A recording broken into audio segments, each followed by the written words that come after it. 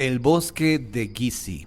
En un pueblo llamado Gizi circulaba una historia que contaba que los jóvenes que acampaban en aquel bosque amanecían con su mapa pintado de sangre y con letras de pequeños niños. Estos jóvenes siempre acababan volviéndose locos y algo más sucedía. Al cabo de los años esto dejó de pasar, pero ahora unos chavales quieren saber si aquella historia es cierta o simplemente es una leyenda urbana. 3 jóvenes universitarios deciden hacer un trabajo sobre la leyenda. Decididos, toman su cámara y la tienda de campaña para pasar la noche en el bosque y grabar todo lo que ahí sucede. Todo va muy bien, hasta que empieza a anochecer. Cuando todos están en la tienda de campaña, empiezan a oír misteriosos chillidos y carcajadas de pequeños niños. Asustados, salen de la tienda, pero como estaban tan intrigados, sacaron su cámara y empezaron a grabar. Lo único que escucharon fueron aquellas extrañas carcajadas. Al amanecer, decidieron tomar todo y marcharse al campus. Cuando empezaron a caminar para buscar el coche, se dieron cuenta que estaban totalmente perdidos. Preocupados, sacaron el mapa. ¿Cuál fue su sorpresa al ver que este estaba totalmente pintado con sangre y con letras de niños pequeños? La pregunta era, ¿quién pintó ese mapa aquella noche? Empezaron a sentir mucho miedo, porque no querían volver a pasar la noche en el bosque.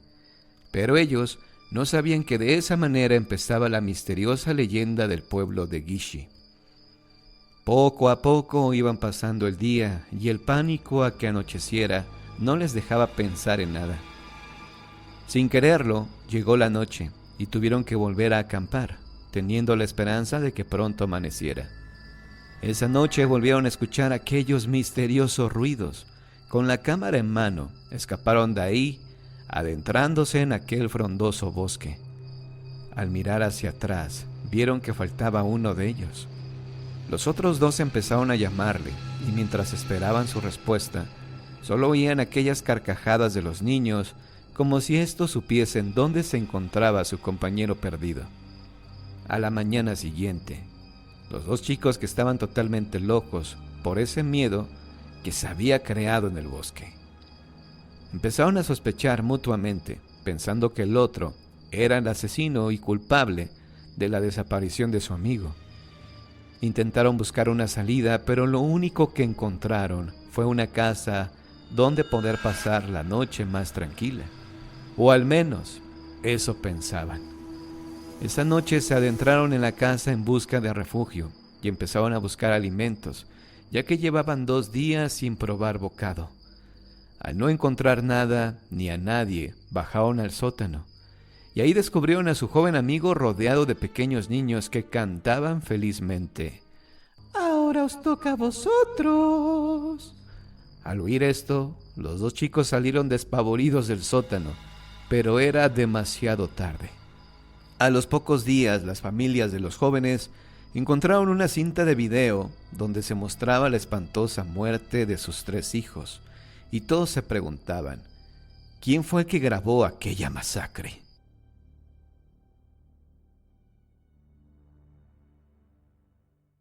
Demetrio y la niña quemada.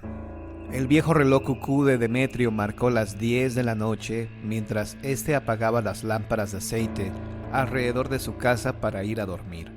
Había sido un día muy pesado. Pasados 8 minutos después de que el reloj le diera la bienvenida a las 10 de la noche, cuando ya Demetrio se acomodaba en su cama de paja, se escuchó tocar la puerta. Se escuchaban lentas y pesadas aquellas tocadas, como si quien las diera estuviera sufriendo mucho al hacerlo. Demetrio, algo extrañado, encendió la lámpara que descansaba a su lado en la mesa de noche, y fue destinado a abrir la puerta. ¿Cuál fue la sorpresa de Demetrio al abrirla? Alcanzó a ver por el brillo que emanaba de su lámpara a una niña de no más de 7 años, totalmente quemada, que le decía: «¡Agua! ¡Agua, por favor! ¡Agua!». Demetrio, con el corazón casi saliéndole por la garganta, cerró la puerta de un azote, cerró las ventanas y casi infartado se acostó a dormir. Al día siguiente, exactamente a la misma hora, sucedió lo mismo cuando Demetrio ya se estaba acomodando para dormir. Fue por eso que al día siguiente se lo comentó a un amigo que vivía cerca de su casa, y este le recomendó ir a que una señora espiritista que tenía un pequeño tarantín a las afueras del pueblo. Demetrio, que no creía en esas cosas, decidió ir con el objeto de darle fin a aquella molesta situación que le espantaba el sueño todas las noches. Salió temprano, cuando a lo lejos observó el tarantín rojo donde hacía su trabajo aquella vieja bruja. A la señora le dio una fuerte corazonada cuando vio entrar a Demetrio, pero no le hizo caso. «Bienvenido, ¿qué desea?», preguntó Madame Lalou a Demetrio, quien le contó lo que le sucedía, y ésta comenzó a llorar. Le explicó que esa niña era su sobrina, que había fallecido en un incendio a las 10:08 de la noche. Ella estaba dormida y tenía sed. Toda su familia falleció en ese incendio, pero es el alma de mi sobrina María el que vaga, pidiendo un poco de agua. Demetrio, aún con los pelos erizados, preguntó: «¿Y no hay forma alguna de hacer que se vaya, que no me moleste más?». «Sí, sí hay una forma», dijo la anciana. «Cuando la niña se aparezca de nuevo por su casa, sencillamente ábranle la puerta y dele un poco de agua. Es la única forma de que deje de molestarlo». Ese día Demetrio padeció un escalofrío constante a lo largo de su cuerpo. Faltaban 8 minutos para las 10. Demetrio se ponía las manos en la cabeza y sudaba a litros. De repente se escuchó el crujir de la paja seca y... Demetrio brincó, corrió a la cocina y tomó agua fresca en un tarro que ya tenía preparado para ese momento. Abrió la puerta y ahí estaba aquel cuerpo casi amorfo a causa de las llamas que la cobijaron aquella noche. Aquella misma hora... «¡Agua, por favor, agua!», suplicó la niña. Ya con el tarro en la mano y sin pensarlo 2 veces, Demetrio le sirvió agua que la niña bebió en un segundo. «¡Más, por favor!», le dijo la niña de nuevo. Este le sirvió de nuevo. En los ojos de la pequeña niña, Demetrio distinguió perfectamente, como si fuera una película, el momento en que la niña se quemaba. Un frío intenso heló la piel de Demetrio, y en los ojos de la niña aún se reflejaba el momento de su tragedia. Ya acabado el tarro, la niña se volteó y se fue, atravesando los matorrales, atravesando el bosque como si flotara, hasta que se perdió de los ojos de aquel asustado hombre. Se volteó y se acostó. Su cama se encontraba hirviendo, como si fuera el infierno propio. Al día siguiente, cuando fue a buscar leña para su consumo, observó parte del bosque totalmente quemada, del cual obtuvo un exquisito carbón que vendió en el pueblo y que le dio mucho dinero. Dicen que de esta forma aquella niña dio gracias a Demetrio por saciarle su necesidad y así poder descansar en paz.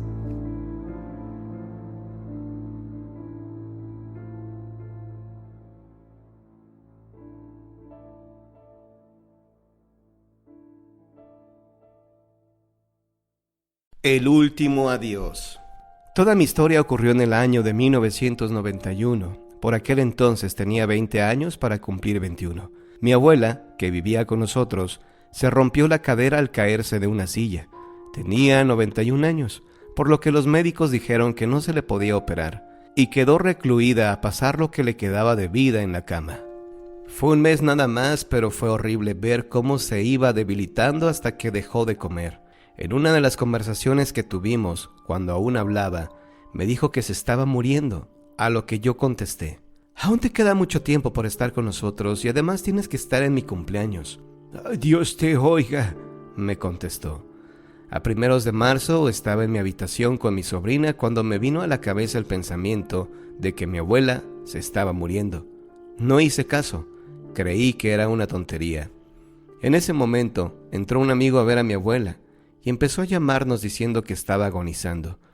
Si no llega a ser por él, ni siquiera habríamos estado en el momento de su partida. Esa noche no pude dormir, la puerta de la habitación estaba abierta, y de pronto vi que venía mi abuela por el pasillo. Empecé a gritar como una loca. Mi padre se levantó enseguida y encendió las luces. Me agarraba diciendo que no pasaba nada, pero yo veía a mi abuela a su lado, la cual se acercó a mí y me dijo: «Tranquila, hija, que no te voy a hacer nada, solamente vengo a despedirme». Me dio un beso y se marchó otra vez por el pasillo. Aunque no volví a verla, por toda la casa seguí notando su presencia y oyendo los lamentos de cuando estaba enferma hasta el día de mi cumpleaños. Ese día fue el último en que la sentí. Cuando me ocurrió todo esto, casi caigo en una depresión, pues tenía sentimientos contradictorios, ya que quería mucho a mi abuela. Sin embargo, la rechacé cuando vino a despedirse de mí y sentía pánico cada vez que notaba su presencia u oía su voz. Logré superarlo gracias a una compañera del trabajo que conoce todos estos fenómenos y que me hizo comprender que mi abuela entendía el terror que yo sentía con su fantasma. El consuelo de los muertos. Esta historia trata de una joven, hija de nobles, que una noche se fue con otras 2 amigas para dormir juntas. Esta joven vivía en un cortijo enorme, casi como un palacio. Esa noche se supone que iban a estar con su abuela, que estaba muy enferma, pero esta tuvo que marcharse al hospital dejando a las 3 muchachas solas en el cortijo. Aquella no fue una noche nada agradable. Además de lo de su abuela, estaban en pleno mes de julio y una gran tormenta de verano caía sobre su comarca. Asustadas por los ruidosos truenos que rompían contra las montañas cercanas, decidieron cogerse de las manos para pasar mejor la noche. Era un dormitorio muy grande, con 3 camas cada una al lado de la otra, con una ventana a la izquierda y la puerta a la derecha. Era tan grande que dejaba un buen espacio entre ellas, pero a pesar de eso llegaron a tocarse las manos, cosa que las ayudó a pasar mejor la noche.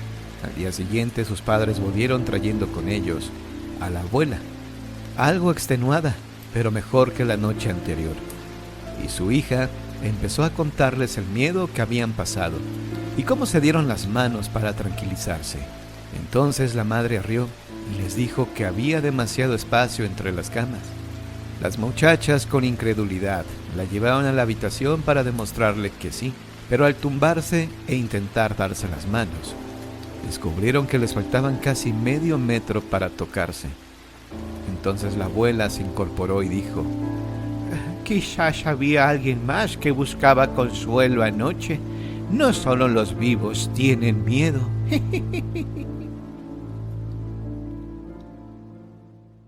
Elena, la que bailaba con los muertos. Esta leyenda no tiene nada que ver con el Santo Oficio. Es una que cuentan los abuelos cerca del Cerro de la Silla, en Monterrey. Pocas personas la saben, pero ha llegado a mis oídos por la anciana vecina de un amigo que tuve a bien conocer hace ya muchos años. Cuenta la leyenda que Elena era una mujer de una hermosura sin par. Todos los hombres del pueblo aspiraban a casarse con ella, pero la joven parecía no sentir especial predilección por ninguno de sus enamorados. De hecho, lo único que ella deseaba era dedicarse a la vida religiosa, pero debía esperar a que sus padres juntaran cierta cantidad de dinero para que ella pudiera ingresar en un convento de la capital. Eran inútiles todos los regalos, ruegos, serenatas, detalles e invitaciones que los hombres solteros del pueblo gastaban en ella, pues parecía no prestar interés en nada, excepto en lo tocante a su grupo de catecismo y las misas de cada domingo. Para ella, el único sueño era poder entrar por fin al convento y dedicar su vida a la gloria del Señor. Lamentablemente, uno de aquellos hombres que la pretendía comenzó a tener un sentimiento de odio por ella. Con el paso de los días se convirtió en rencor y se decidió tenerla en contra de su voluntad. Pero la muchacha nunca caminaba sola por las calles del pueblo, pues siempre iba acompañada de sus 2 hermanos que la cuidaban y veían por ella.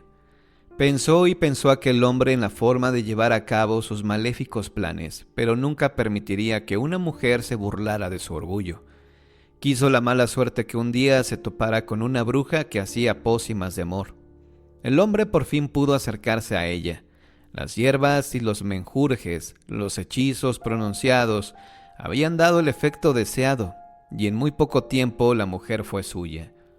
No fue necesario casarse con ella, Por el efecto de las brujerías, la muchacha había sentido repentinamente un enamoramiento falso, una pasión desbordada por aquel hombre que no hacía más que burlarse de ella y tratarla mal para compensar todo lo que él había sufrido por ella antes de comenzar a odiarla. Un día el hombre se fue del pueblo sin avisarle, y así, de un momento a otro, Elena andaba como un fantasma dentro de su casa. Su familia empezó a preocuparse, pues comenzó a adelgazar. No quería salir de su casa y solo lloraba y lloraba por aquel mal hombre que la había utilizado como un objeto del que se había cansado y había optado por abandonar.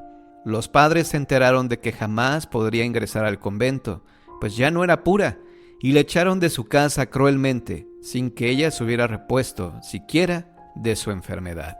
Anduvo vagando la pobrecita por el pueblo, sin saber dónde guardarse de la noche y de la gente que la miraba burlona. Fue a parar a un enorme zaguán de madera muy viejo, donde una anciana le invitó a entrar para pasar la noche.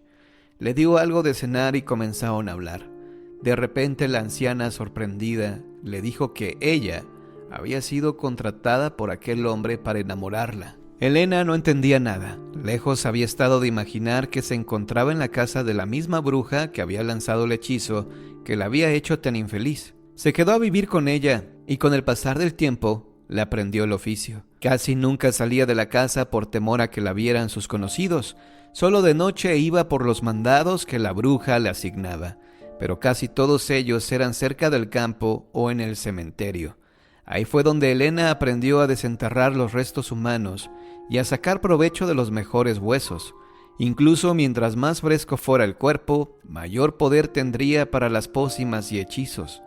Aunque al principio era bastante desagradable quitarle la carne muerta y apestosa de los cuerpos, con el tiempo se hizo una experta y sacó todo el provecho posible. Si alguien hubiera pasado por el cementerio a esas horas de la madrugada y hubiera visto a Elena trabajando, la habría encontrado cubierta de sangre, con la mirada un poco perdida, bailando entre los difuntos.